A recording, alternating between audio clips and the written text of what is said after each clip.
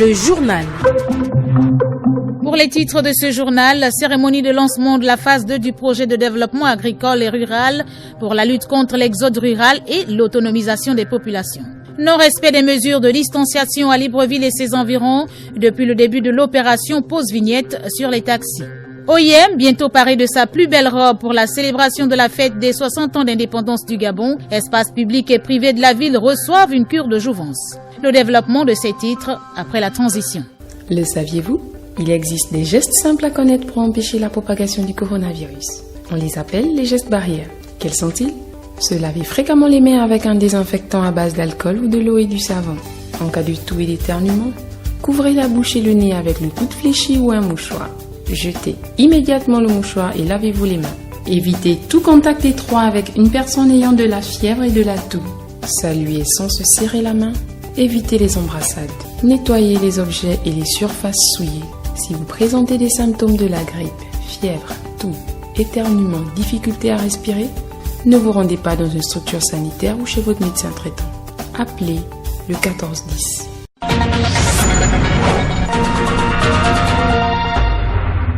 Merci de nous recevoir chez vous dans le cadre de cette édition d'information. Eldaneli Kumba, avec moi à la technique, Léopold Lombo.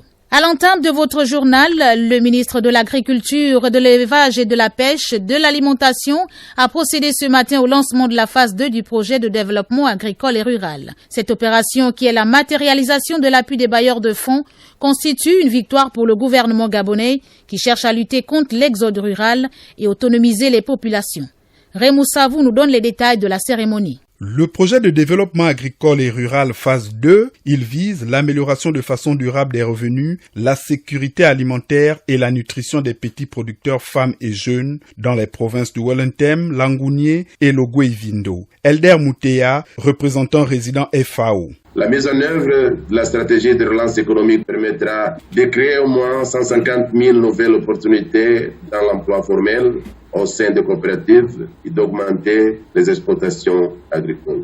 Le secteur agricole gabonais est donc en train de devenir une composante importante du produit intérieur brut, grâce notamment aux investissements conséquents que le gouvernement y réalise avec l'appui des partenaires techniques et financiers. Cofinancé par le Gabon et le FID, Fonds international de développement agricole à hauteur de 13 milliards de francs CFA, le PEDAR 2 va permettre d'atteindre 171 villages pour 7000 ménages, soit environ 20 000 personnes. Il va de ce fait aboutir à la création de 250 entreprises agricoles pour 2700 emplois. Abdelhak Anafi, directeur Afrique centrale FIDA. Le FIDA a pour mandat d'investir dans les populations rurales et favoriser une transformation inclusive et durable des zones rurales grâce notamment à la croissance impulsée par l'agriculture paysanne soutenue par des politiques et des investissements susceptibles de favoriser un développement durable sur les plans économiques, sociaux et environnementaux. À ce titre, et grâce aux expériences de son intervention depuis 4 décennies d'investissement dans le développement rural, le FIDA est bien placé pour jouer un rôle plus important dans l'accompagnement des pays en développement pour atteindre les objectifs du programme de développement durable à l'horizon 2030. Le projet de développement agricole et rural répond aux objectifs fixés par le président de la République inscrits dans le plan stratégique Gabon émergent. Assurer la sécurité alimentaire et valoriser le potentiel national pour réduire de moitié les importations des denrées alimentaires d'ici 2023. Il faut dire que la première phase du projet de développement agricole et rural a été lancée en octobre 2006 dans la province de Wellington et achevée en septembre 2017 avec plus de 8 milliards de francs CFA investis par le Gabon. Aujourd'hui, Biendi Maganga Moussafou a fixé le cap de la deuxième phase du projet de développement. Le ministre de l'Agriculture au micro de Raymond Savou.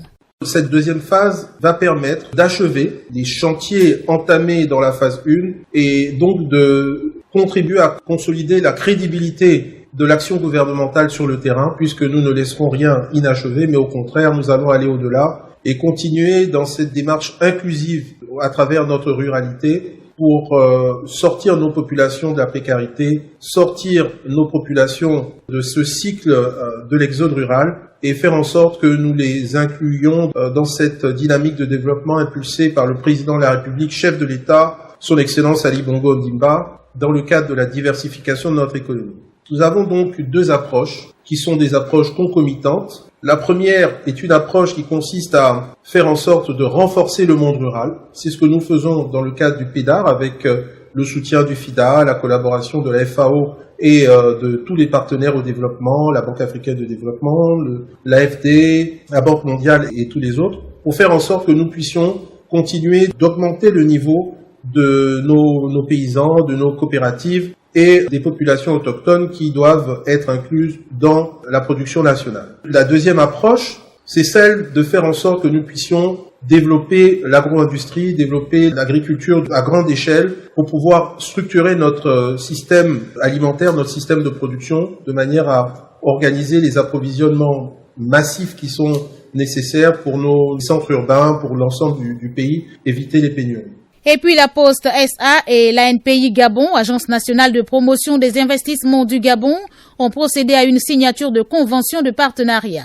Était sur les lieux Séverine Bassati-Matsea. Cette signature de convention s'inscrit dans les actions visant à améliorer le climat des affaires au Gabon et de favoriser la politique de développement des services de la Poste SA. Gabriel Tougou, directeur général de l'ANPI Gabon. Aujourd'hui, l'ANPI a lancé son guichet numérique de l'investissement et à cet effet, nous pourrons désormais attribuer à l'ensemble des opérateurs économiques une boîte postale via notre plateforme numérique, donc sans se déplacer. La boîte postale aujourd'hui, il faut le retenir, est une exigence, est une recommandation des procédures du code de l'OHADA. Cette disposition est importante car elle permet la traçabilité des opérateurs économiques. Le président directeur général de la Poste SA est revenu sur les missions de cette institution. Michael Adondé. La Poste n'est pas une entreprise ordinaire. C'est l'une des plus vieilles institutions de notre pays. Elle est et reste la seule entité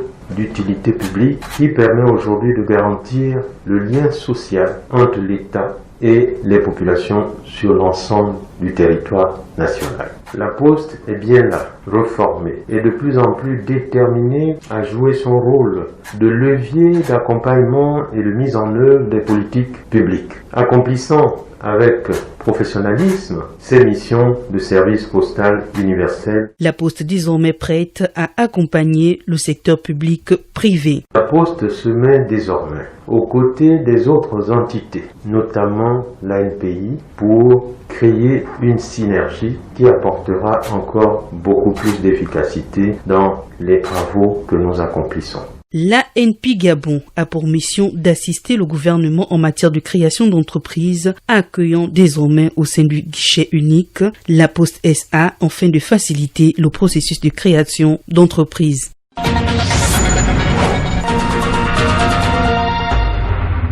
La suite du journal, allons du côté du tribunal de première instance de Libreville, où le procès qui oppose les artistes gabonais et le Bureau gabonais des droits d'auteur a été une fois encore reporté au 31 août prochain. Les artistes réclament le paiement de leurs droits par leur instance dirigeante. La déception des artistes et le contenu des griefs dans ce reportage d'Edgar Kaba. Au tribunal de première instance de Libreville, les artistes sont sortis de là, déçus, car l'audience est à nouveau reportée au 31 août. Les artistes gabonais ont traduit en justice le Bureau gabonais des droits d'auteur, quelques maisons de téléphonie mobile, disquaires et autres acteurs du tissu économique. Jean-Marie Edzom, président des artistes, revient sur les griefs. Quand on parle de perception, nous voyons tout de suite le décret 453 qui fixe la tarification. Dans ce décret, il y a la liste de tous les opérateurs économiques qui doivent payer la dite redevance. Les montants que doivent payer chaque type d'activité.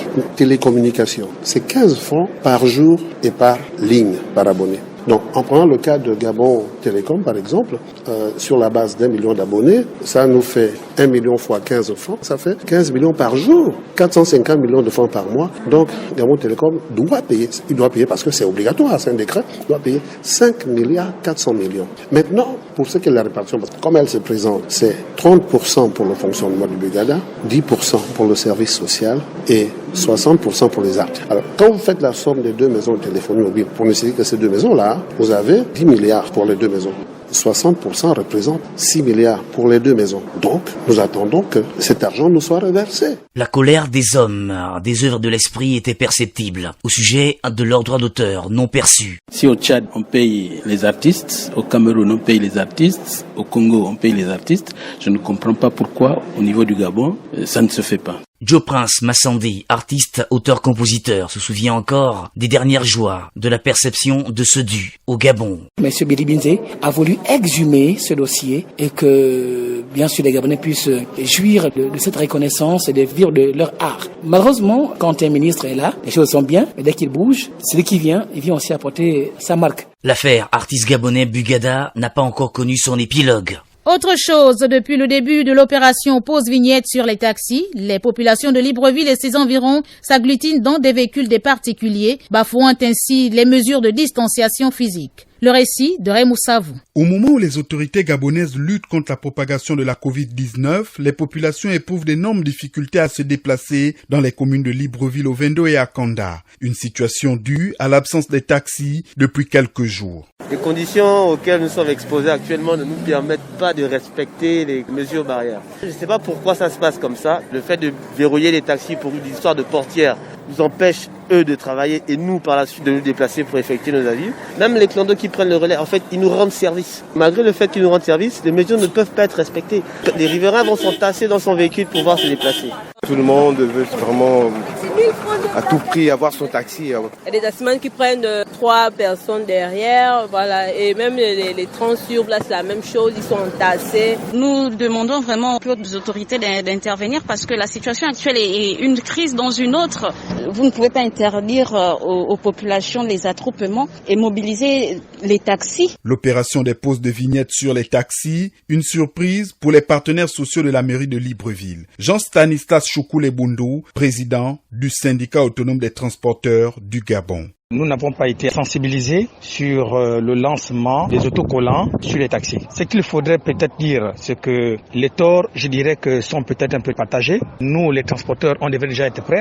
On est censé savoir que chaque année, la mairie possède toujours à l'immatriculation d'autocollants sur les taxis. Mais d'autre part, la mairie doit savoir que nous sortons d'une période très difficile. Nous avons eu des mois sans travailler et que les bus ont pratiquement perdu 10 places. Les petits taxis auparavant ne transportaient que 2 personnes avant d'ajouter la 3e personne. La mairie qui est censée baisser ses montants à 50%, ils n'ont pas baissé. Ils continuent à vendre les autocollants à 75%. La mairie de Libreville et les partenaires sociaux gagneraient à trouver un terrain d'entente à la grande satisfaction des populations qui peinent à se déplacer à Libreville et ses environs. Allons à la découverte du quartier Bizango-Bibéré. Situé dans le 3e arrondissement de la commune de Ntoum, ce quartier est peu connu du grand public et même des riverains a pourtant une histoire. Pour en savoir plus, écoutons ce reportage de Bernadette Zangueyi. Le nom Bizango-Bibéré attribué à ce quartier du 3e arrondissement de la commune de Ntoum n'est pas fortuit selon les autochtones. Joseph Ntutumba, natif de la localité et chef de quartier.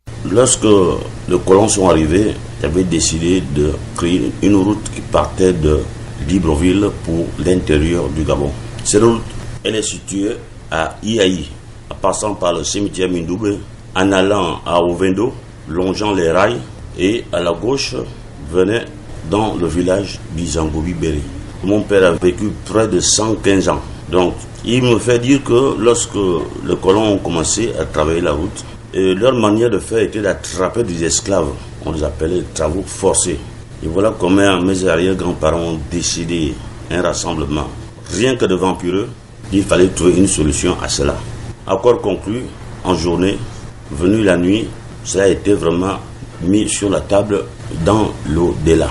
Tout courrier en provenance de Libreville, en allant au nord ou au sud, à l'est, une fois le courrier arrivé à cet endroit précis, non seulement qu'ils étaient des illettrés, sachant même plus faire la différence entre un courrier d'information ou une plainte. Mais les 3 cas, ils n'étaient que des convocations.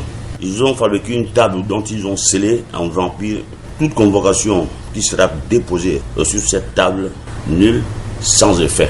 Voilà comment le nom Bizango-Bibéré est né. Essentiellement composé à l'époque des populations Fang, le quartier Bizango-Bibéré a une histoire douloureuse dans la construction de la première route nationale. Il fallait soulever les madriers, le transporter d'ici Ntoum pour aller faire un pont, fouet à l'appui.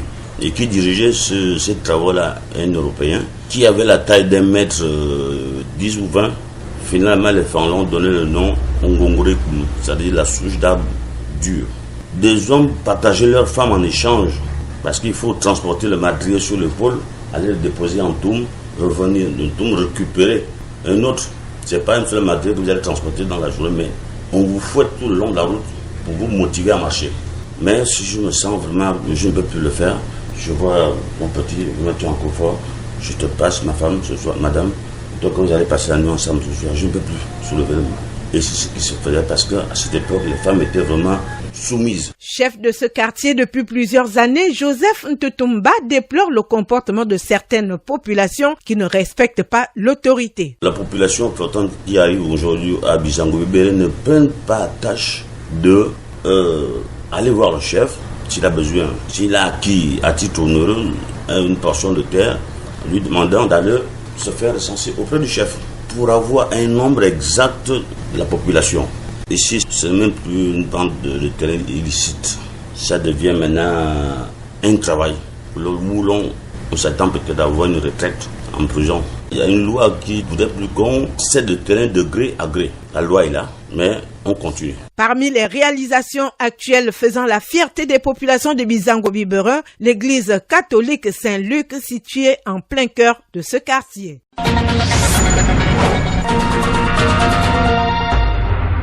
Mettons le cap sur Oyem dans le Wellington, où les préparatifs de la célébration de la fête de l'indépendance vont bon train, malgré les contraintes et exigences sanitaires du moment. Le conseil municipal d'Untem procède à l'embellissement des espaces publics et privés de la ville. Yolande Sambantuntum nous décrit l'ambiance. C'est un dispositif publicitaire modernisé qui se compose de pupitres en verre, des supports d'impression imprimés en attendant que la ville d'Oyem soit revêtue aux couleurs nationales pour les besoins de la fête de l'indépendance qui sera célébrée de manière restreinte due à la pandémie du Covid-19. Des supports d'information et de promotion de messages de rappel à la notion de souveraineté nationale et internationale, renforcée par la sensibilisation et la lutte contre la propagation du Covid. Le maire central d'Oyem, Christian Abessolmengue, pour le bien fondé de cette opération. Nous, Amérique, quand même, on se prépare. Quand même, nous avons les banderoles déjà.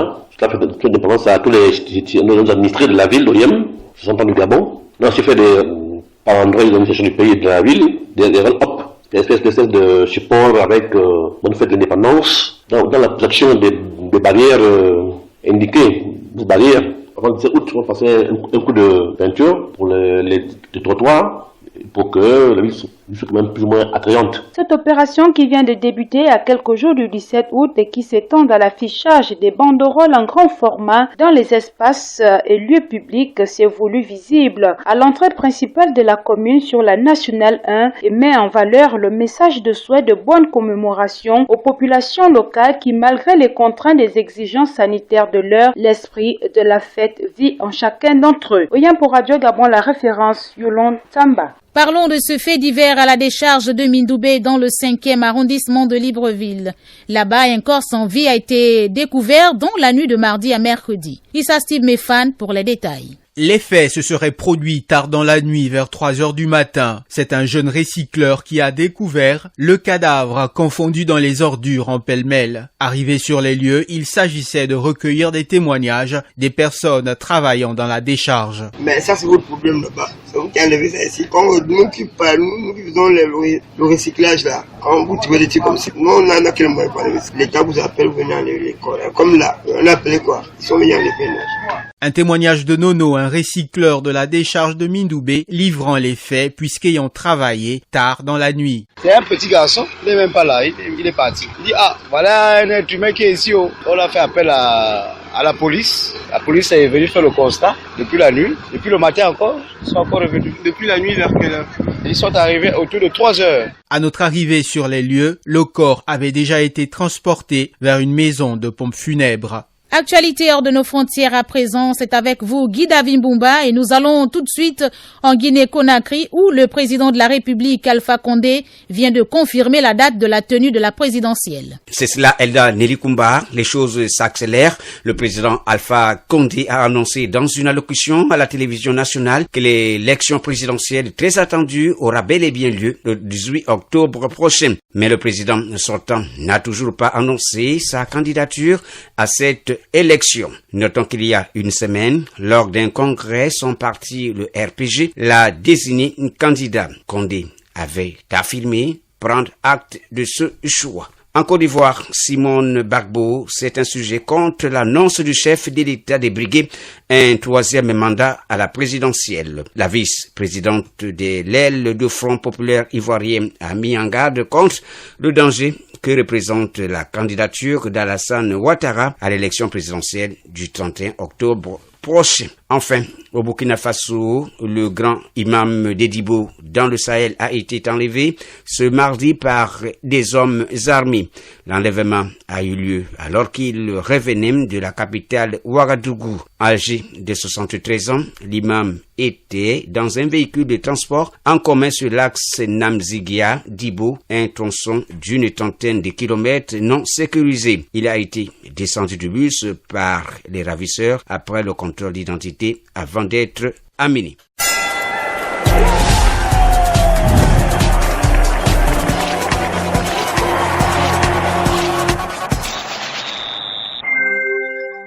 Sport à présent, l'association gabonaise des arts martiaux a tenu ce matin une conférence de presse.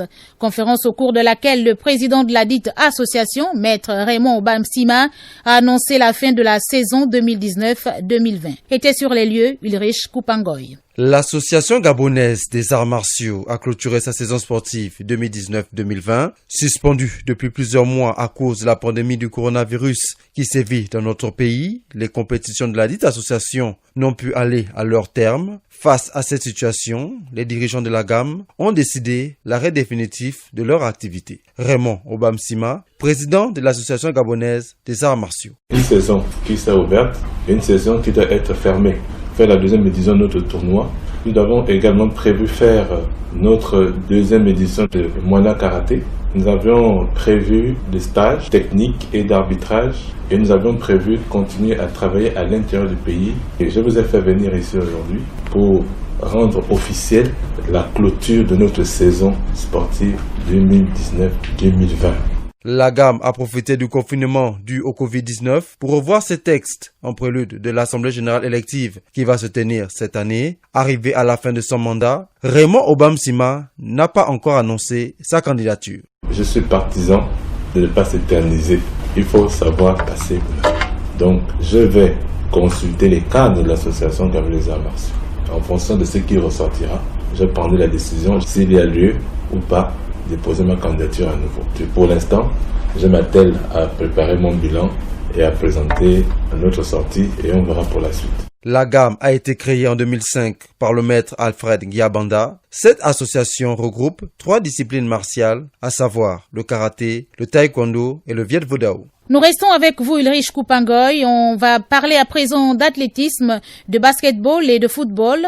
Après la Ligue nationale de la discipline, le ministère des Sports, Franck Nguema, demande des comptes aux présidents des clubs de première et de deuxième division. Le patron des sports demande aux responsables des clubs de D1 et de D2 de faire le point sur les dépenses relatives à la subvention octroyée aux 14 clubs de première division, soit 280 millions, et 125 millions aux clubs de la deuxième division. Seulement Gasport et le CEF Mounana ont justifié leurs dépenses. Le président de la LINAFP, Brice Bika Djambou, revient sur le bien fondé de cette opération. Il est au micro de David Magena, la Panthère. L'agent comptable a procédé au paiement des clubs. En première division, 20 millions. En deuxième division, 12 millions 5. Donc c'est de l'argent qui a été décaissé par l'agent comptable. L'argent qu'ils ont reçu, c'est-à-dire en D1, 20 millions, en D2, 12 millions 5, doivent également faire le même exercice. Il s'agirait pour les clubs de dire ce qui a été mis soit dans les salaires de joueurs, peut-être, ou dans le fonctionnement du club, dans les déplacements, le séjour. Vous savez, pour aller jouer un match à l'intérieur ou venir à Libreville, ça a un coût. Donc, c'est toute cette organisation-là, aujourd'hui, qui est mise en place et tout le monde s'y attelle. Et c'est normal. C'est normal, c'est l'argent du contribuable, il faut le justifier. Les assemblées générales ordinaires et extraordinaires de la Fédération béninoise de football n'auront pas lieu aux dates prévues. L'assemblée générale ordinaire statutaire devait se tenir le 22 août, tandis que celle extraordinaire le 23 août. Désormais, ces assises auront lieu respectivement les 18 et 19 septembre 2020. Elles devaient se tenir à Porto-Novo. Finalement, ce sera à Grand Popo. Du basket, Amadou Galofal n'est plus le patron de la NBA Africa, la filiale africaine de la Ligue nord-américaine de basketball. C'est Victor Williams, expert de la finance et du business, qui prend sa place dans son nouveau rôle. Il va superviser les initiatives du basketball et le développement commercial de la Ligue en Afrique. Pour sa part, Amadou Galoufal va poursuivre sa tâche à la tête de la Basketball Africa League, une toute nouvelle ligue créée et co-organisée par la NBA et la Fédération internationale de basketball. De l'athlétisme, pour terminer, prévu se disputer le 15 novembre prochain, le marathon de Paris a été annulé en raison de la pandémie de coronavirus, a annoncé la société organisatrice de l'épreuve, une course longue de 42,195 km. Le semi-marathon de Paris, lui aussi décalé 2 fois et reprogrammé le 18 octobre, n'aura pas également lieu. L'annulation de l'épreuve parisienne s'ajoute à celle des marathons de New York, Berlin, Boston et Chicago et décime totalement la saison sur la route. Le marathon de Francfort a également été annulé. Nous sommes pratiquement à la fin de ce journal, mais avant de tout refermer, le rappel des titres. Cérémonie de lancement de la phase 2 du projet de développement agricole et rural pour la lutte contre l'exode rural et l'autonomisation des populations. Non-respect des mesures de distanciation à Libreville et ses environs depuis le début de l'opération Pause Vignette sur les taxis. OIM, bientôt paré de sa plus belle robe pour la célébration de la fête des 60 ans d'indépendance du Gabon, espaces publics et privés de la ville reçoivent une cure de jouvence. Eldani Likumba, je n'étais pas seul pour ce journal. Ulrich Koupangoy était là pour la page de sport. Guy David Mbumba, l'actualité internationale. La technique était assurée par Léopold Lombo. Une réalisation de Nick Jocelyn Fouba. À demain, si Dieu le veut.